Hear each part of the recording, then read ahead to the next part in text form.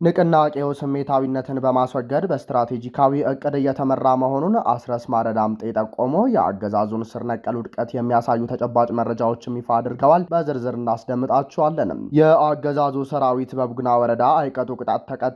በፋኖ ክንድ በተፈጸመው ጥቃት ከባድ ሰብአዊና ቁሳዊ ኪሳራ ደርሶበታል። በወለጋ ምድርም ሰራዊቱ ተደቁሷል። የግንባር መረጃዎቹ ተዘጋጅተዋል። በተሰነዘረ ትንኮሳ ምክንያት በኢትዮጵያ ድንበር አካባቢ ወታደራዊ ውጊያ መከሰቱ ሲሰማ አሜሪካ በህዝባዊ ወያኔ ሓርነት ትግራይ ህወሓት ከፍተኛ አመራሮች ላይ የጣለችው የቪዛ ማዕቀብ በክልሉ አዲስ የፖለቲካና የደህንነት ውጥረት አስከትሏል። የተከሰቱትን ዋና ዋና ሁነቶች በዝርዝር አጠናቅረናቸዋል።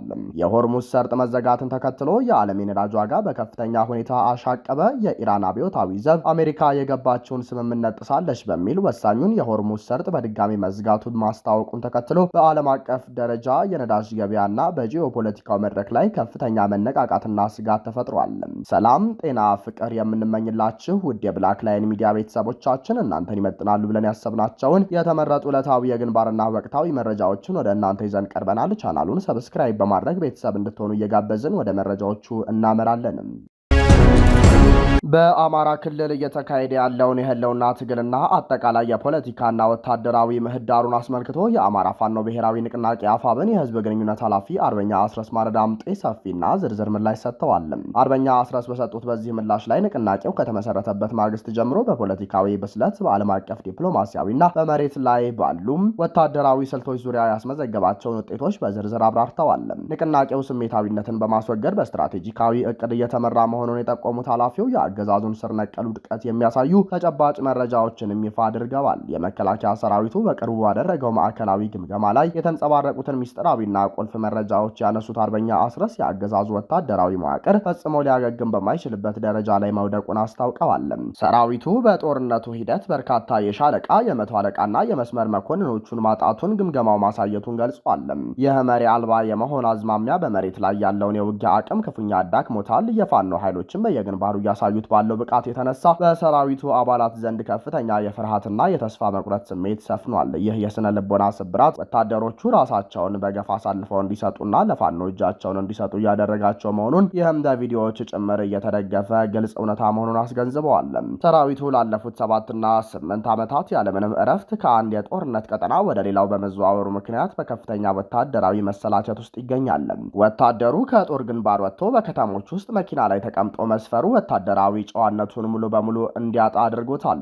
ከዚህ በተጨማሪ የአገዛዙ ከፍተኛ አመራሮችና የደህንነት ካድሬዎች ለፋኖ መረጃ ያቀብላሉ በሚል የገዛ ሰራዊታቸውንና አባላቶቻቸውን በከፍተኛ ጥርጣሬና በግምገማ ወጥመድ ውስጥ ማገታቸውን የውስጥ መዋቅሩ መፍረክረሱን ያሳያል ያሉት አስረስ ማረ የብልጽግና አገዛዝ በቅርቡ 7ኛውን አጠቃላይ ምርጫ በስኬት አጠናቀኩ፣ ከህዝቡም ፍጹም እምነትና ድምፅ አገኘሁ በማለት የከፈተውን የፕሮፓጋንዳ ዘመቻ አርበኛ አስረስ ፍጹም ውሸትና የፈጠራ ድራማ ሲሉ አጣጥለውታል። በአማራ ክልል 97 በመቶ በሚሆነው መሬት ላይ ምንም አይነት ምርጫ አልተካሄደም፣ ሊካሄድ የሚችልበትም የጸጥታም ሆነ የፖለቲካ ምህዳር አልነበረም ብለዋል አርበኛ አስረስ ማረዳምጤ። ኃላፊው እውነታውን በዝርዝር ሲያስረዱ ምርጫ በተባለበት ሳምንት በመላው ክልሉ መንገዶች ዝግ የነበሩ ሲሆን መራጮችም ሆኑ የምርጫ አስፈጻሚዎች፣ ታዛቢዎችና የተፎካካሪ ፖለቲካ ፓርቲዎች ስማቸውም ሆነ እንቅስቃሴያቸው አልታየም። አገዛዙ ሙሉ በሙሉ ወታደራዊ ቁጥጥር ባደረገባቸውና ከክልሉ አጠቃላይ ስፋት 2.7 በመቶ በሚያህሉ እጅግ ጠባብና የተወሰኑ ቀጠናዎች ብቻ የይስሙላ ድምጽ ማሰባሰቡን ጠቁመዋል። ክልሉ ባለፉት 3 ዓመታት ሙሉ በሙሉ በወታደራዊ ኮማንድ ፖስትና በአስቸኳይ ጊዜ አዋጅ የሚመራ መደበኛ የመንግስት መዋቅር የፈረሰበት ቀጠና መሆኑን የገለጹት አርበኛ አስረስ በዚህ ሁኔታ ውስጥ ሆኖ ምርጫ አካሄድኩ ማለት የህዝብን ንቃተ ህሊና መናቅ ነው ብለዋል። የህዝብን ሀብት፣ የሀገር መከላከያ መሳሪያና ኃይል በመጠቀም ንጹሃን ዜጎችንና ህጻናትን በየቀኑ እየጨፈጨፈ ያለው አገዛዝ ምርጫን እንደ ስልጣን ማቆያ ጭንብል ሊጠቀምበት መሞከሩ ፍጹም የአይነ ደቅነት መገለጫ መሆኑንና አጃቢ ሆነው የቀረቡ ፓርቲዎችን ባልተወዳደሩበትና እግራቸው ባልረገጠበት ቦታ አሸነፍን መባላቸው የታሪክ ትልቅ ስላቅ መሆኑን አብራርተዋል። ዓለም አቀፉ ማህበረሰብ የብልጽግናን አገዛዝ አምባገነናዊና ጨፍጫፊ ባህሪ ከቀን ወደ ቀን በጥልቀት እየተረዳው መምጣቱን ተከትሎ ፋኖ የዲፕሎማሲ ግንኙነቱን በአዲስ መልክ እያጠናከረ መሆኑን ተገልጿል። ከዚህ ቀደም በውጭ ዲፕሎማሲ ረገድ የነበሩ ክፍተቶችና መጓተቶችን በዝርዝር በመገምገም በአሁኑ ወቅት የፋኖን ድምጽ ለዓለም ለማድረግ ለማድረስና አቅም ለመገንባት የሚያስችሉ ስልታዊ ስራዎች እየተሰሩ ነው። ለዚህም ማሳያ አድርገው ያነሱት በቅርቡ ዶክተር ልዑል አሰፋ ወሰን በአውሮፓ ትልቅና ዓለም አቀፍ መድረክ ላይ በመገኘት የአማራን ህዝብ መዋቅራዊ በደልና የኢትዮጵያን ወቅታዊና አሳሳቢ ቀውስ በሚገባ ማስረዳታቸውን ነው። ይህ አይነቱ ስራ ለዓለም አቀፍ ተቋማትና መንግስታት ውሳኔ ትልቅና ወሳኝ ግብአት መሆኑን አረጋግጠዋል። ፋኖ ከሌሎች ኢትዮጵያውያን ኃይሎች ጋር ሊኖረው ስለሚችለው ግንኙነት ሲያብራሩም ፋኖ በኢትዮጵያ ሉዓላዊነት፣ አንድነትና በህዝቦች ህልውና ላይ በፍጹም የማይደራደር ኃይል ነው። ይህንን መርህ ከሚያከብሩና ከተለያዩ የፖለቲካ አመለካከት ካላቸው ማናቸውም ወገኖች ጋር ለሀገር ሰላም ሲባል አብሮ ለመስራት ዝግጁና ክፍት ነው ብለዋል። አገዛዙ የፋኖንና የሌሎች ወገኖችን ስልታዊ ትብብርና መደጋገፍ በከፍተኛ ሁኔታ እንደሚፈራ የገለጹት አርበኛ አስረስ ይህንን ጥምረት ለማሰናከል ሲባል ያለ አግባብ ስምምነት ተደረገ፣ ጥምረት ተፈጠረ የሚሉ የፈጠራ ወሬዎችን በየቀኑ በአርቲፊሻል ኢንተለጀንስ ኤአይ ቴክኖሎጂ ጭምር እየፈበረከ የህዝብን ስነ ልቦና ለመስበርና ለማደናገር እየሞከረ መሆኑን ህዝቡ ተገንዝቦ እንዲጠነቀቅ አሳስበዋል። በአጠቃላይ የብልጽግና አገዛዝ በውሸት ምርጫና በተደራጀ የፕሮፓጋንዳ ጋጋታ ስልጣኑን ለማራዘም ቢሞክርም በመሬት ላይ ያለው ተጨባጭ እውነታ ግን የሰራዊቱ መዳከም፣ የውስጥ መዋቅሩ መፍረስና የፋኖ ድል አድራጊነት ወደማይቀለበስ ምዕራፍ መሸጋገሩን የህዝብ ግንኙነት ኃላፊው በሰፊው አስገንዝበዋል። አርበኛ አስረስ ይህንን ምላሽ የሰጠው ከአንከር ሚዲያ ጋር ባደረገው ቆይታ ነው። የአገዛዙ ሰራዊት በቡግና ወረዳ አይቀጡ ቅጣት ተቀጣ። በፋኖ ክንድ በተፈጸመው ጥቃት ከባድ ሰብአዊና ቁሳዊ ኪሳራ ደርሶበታል። የአማራ ፋኖ ብሔራዊ ንቅናቄ አፋብን ወሎ ቤተ አምሃራ ምኒልክ እዝ 303ኛ አሳምነው ኮር 19ኛ ክፍለ ጦር በቡግና ወረዳ በተለያዩ የውጊያ ቀጠናዎች ባደረገው ተከታታይና የተቀናጀ ጥቃት በአገዛዙ ሰራዊት ላይ እጅግ ከፍተኛ ሰብአዊና ቁሳዊ ኪሳራ ማድረሱን አስታወቀ። ከሰኔ 10 ቀን 2018 ዓ.ም ጀምሮ ለተከታታይ 3 ቀናት በተደረገው በዚህ አስጨራሽ አውደ ውጊያ የአገዛዙ የብልጽግና ሰራዊት በፋኖች የበላይነት ክፉኛ ተመቶ ታላቅ ድል አስመዝግቧል። ፋኖች ጠንካራ ምሽግ በመያዝና የደፈጣ ጥቃቶችን በመጠቀም ጠላትን በመጣበት ልክ አስተናግደውታል የተባሉት ከሐሙሲት እስከ ብርኮ ጭቃው ሜዳ ድረስ ከአይና ከተማ ተነስቶ የመጣውን የጠላት ኃይል ከሐሙሲት ከኢዮብና ዘርጋው መታሰቢያ ሐውልት ጀምሮ እስከ ብርኮ ጭቃው ሜዳ ድረስ ፋኖች በጽናት ተከላክለው አይቀጡ ቅጣት ቀጥተውታል። በጉልሃ አርሴማና ጣሯ ሚካኤል በኩል ከአይና ቅዱስ ሃርቬ ገሽሞ ተንቀሳቅሶ የነበረው የአገዛዙ ሰራዊት በዚህ ቀጠና በፋኖቹ ብርቱ ክንድ ከፍተኛ ትንቅንቅ ገጥሞት ሙሉ በሙሉ የፋኖ የበላይነት የታየበት ውጊያ ሆኗል። በሲቃን ጎርጎር፣ ደብረ ሮሃና ቆብ በተባሉና በቅዱስ ሃርቬ በኩል በተደረገው ፍልሚያ የፋኖ ክንደ ነበልባሎች አይነኬነታቸውን ያስመሰከሩ ሲሆን ከስሪዛም መድኃኔዓለም እስከ ቆብ ድረስ በተደረገው የደፈጣ ውጊያ የ19ኛ ክፍለ ጦር አሃድ የሆነው ከዋግሹም ብርጌድ ጋር በመተባበር ጠላትን ድባቅ መምታት ተችሏል። የፋኖ ኃይሎች በወሰዱት የተቀናጀና ድንገተኛ የማጥቃት እርምጃ በአገዛዙ ሰራዊት ላይ የደረሰው ኪሳራ የጎላ መሆኑ ታውቋል። 23 የአገዛዙ ሰራዊት አባላት ሲደመሰሱ ከ35 በላይ የሚሆኑት ደግሞ በጽኑ ቆስለዋል። ከፋኖ በኩል በተወረወረ ሞርተር የጠላት ሜካናይዝድ ኃይል ኢላማ የተደረገ ሲሆን ሞርተር 82 የተባለው ከባድ መሳሪያ ሙሉ በሙሉ ከጥቅም ውጭ ማድረግ ተችሏል። የጤና ተቋማት በሬሳና በቁስለኛ ተጨናንቀዋል። በደረሰበት ከፍተኛ ድብደባ ክፉኛ የተደናገጠው የአገዛዙ ኃይል የተደመሰሱትና የቆሰሉ አባላቱን በአምቡላንስና በፓትሮል ተሽከርካሪዎች ሲያጓጉዙ ውሏል። የአይና ኢየሱስ ጤና ጣቢያ ለአካባቢው ሲቪል ማህበረሰብ አገልግሎት መስጠት እንዳይችል ታግዶ በጁላ ሰራዊት ሙትና ቁስለኛ ተጨናንቆ እንደሚገኝ ከስፍራው የተገኘው መረጃ ያረጋግጣል። በወለጋ ሾሆሮ መድኃኔዓለም በተደረገ ውጊያ በገዢው ስርዓት ኃይል ላይ ከባድ ስብራት መድረሱ ተሰማ። በወለጋ ምድር ሾሆሮ መድኃኔዓለም በተሰኘ ልዩ ቦታ ላይ በተደረገ የተቀናጀና መብረቃዊ የማጥቃት እርምጃ በአገዛዙ ስርዓት ኃይል ላይ ከፍተኛ ወታደራዊ ሽንፈት መድረሱን የአፋብን ወለጋ ቢዛሞ ቀጠና አንሻ ሰይድ እዝ ይበልጣል መኮንን አዲስ ዓለም ክፍለ ጦር አስታወቀ። ይህ ወታደራዊ ስትራቴጂ የሚሊተሪ ሚዛኑን ሙሉ በሙሉ የቀየረ አንጸባራቂ ድል የአማራ ህዝብን የህልውና ጽናትና የፍትህ የበላይነት ዳግም ያረጋገጠ መሆኑ ተገልጿል። የፋኖን ምት መቋቋም ያቃተውና የሞራል ስብራት የገጠመው የአገዛዙ ኃይል ዓለም አቀፍ የሰብአዊ መብቶችና የጦርነት ህጎችን በጣሰ መልኩ በሰላማዊ ማህበረሰብ ላይ ከባድ መሳሪያዎችን ሞርተር፣ ዙ 23 ከባድ መድፍ፣ የጦር ጀቶችንና ሰው አልባ ድሮኖችን በመጠቀም ንጹሃንን ሲጨፈጭፍ እንዲሁም የህዝብ ሀብትና ንብረት ሲያወድም ሰንብቷል።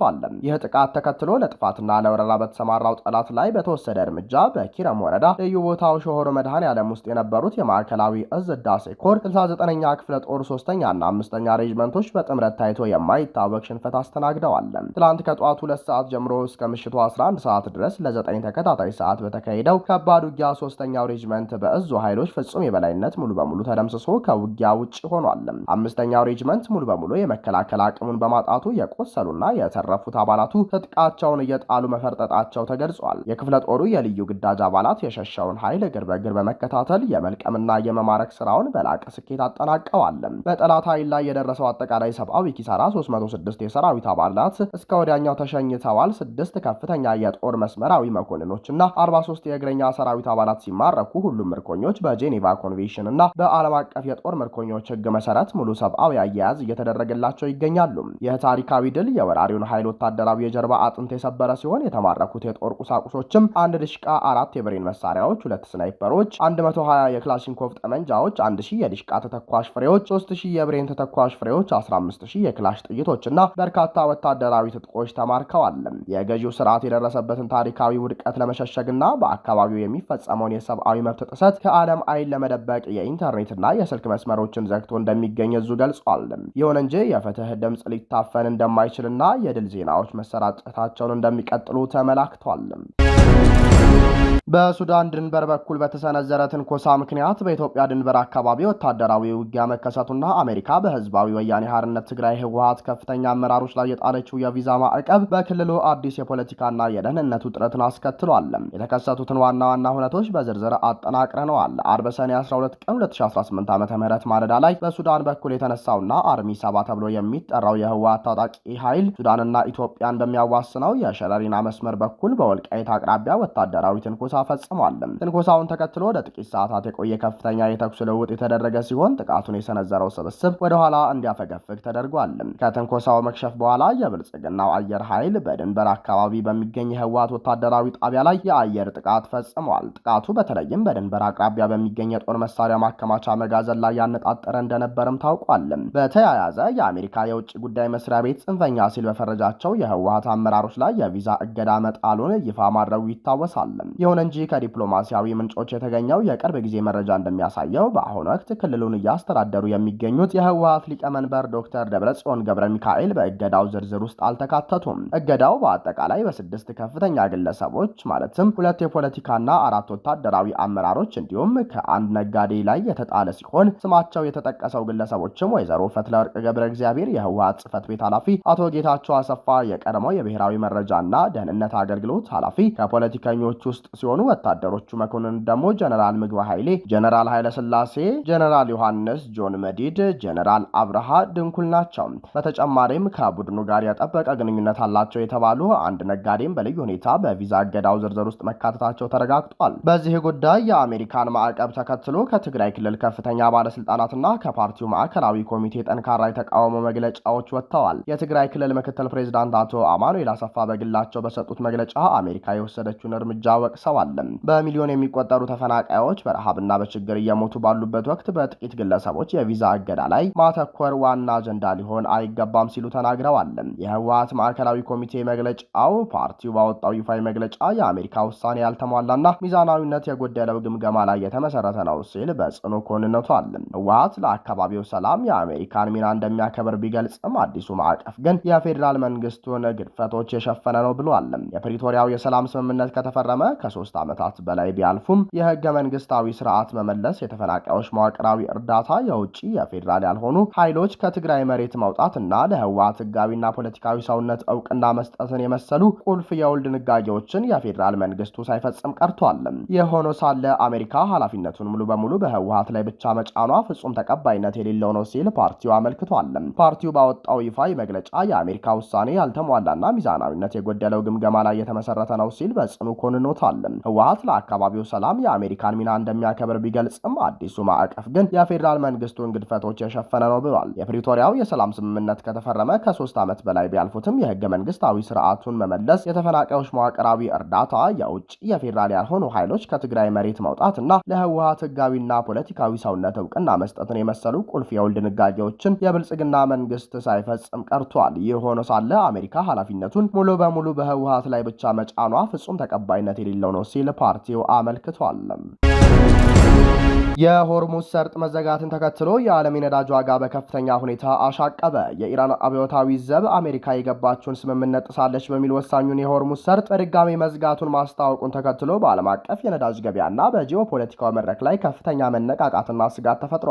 ኢራን ለዚህ ውሳኔዋ እንደ ምክንያት ያቀረበችው እስራኤል በሊባኖስ ላይ የምትፈጽመውን ወታደራዊ ጥቃት እንድታቆም አሜሪካ የነበራትን ኃላፊነት አልተወጣችም በሚል ሲሆንም ጥቃቱን የማስቆም ሙሉ ግዴታዋ የዋሽንግተን ነበር ስትል ገልጻለች። ይህንን ውሳኔ ተከትሎ ቀደም ሲል በበርሜል $75 አካባቢ ተረጋግቶ የነበረው የብሬንት የነዳጅ ዋጋ በአንድ ጀንበር ፈጣን ጭማሪ በማሳየት $81 መግባቱ ታውቋል።